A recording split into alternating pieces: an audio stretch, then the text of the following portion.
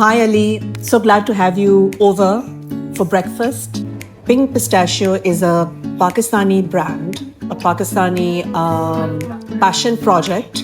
It's a patisserie, it's a boulangerie, it's a coffee shop, something that we're very, very proud of.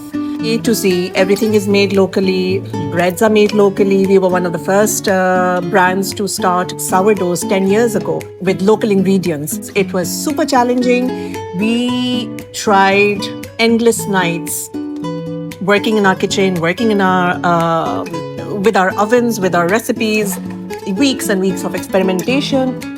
Here we are 10 years later with lots of sourdoughs under our brand.